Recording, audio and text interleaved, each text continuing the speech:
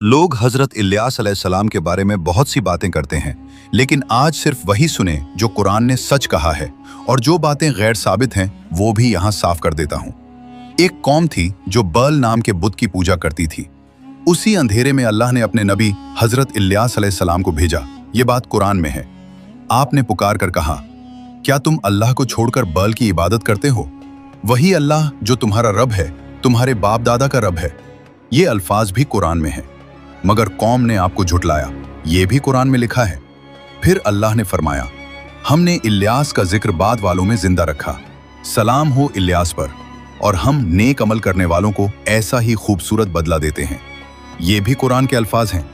अब सुन लो, जो लोग कहते हैं कि कौम ने हमला किया, लंबा कहट आया, हजरत इल्यास को जिंदा आसमान पर उठा लिया गया, या पूरी कौम पर कोई खास अजाब आया, ये सब बातें कुरान में नहीं हैं। ये गैर साबित रिवायात और किस्से हैं। असल सच वही है जो अल्लाह ने खुद बयान किया। हजरत इल्यास अलैहिस्सलाम ने तौहीद की दावत दी, कौम ने इनकार किया, और अल्लाह ने अपने नबी की इज्जत को हमेशा के लिए बुलंद कर दिया। सलाम हो इल्यास पर, सलाम हो अल्लाह के सच्चे नबी पर।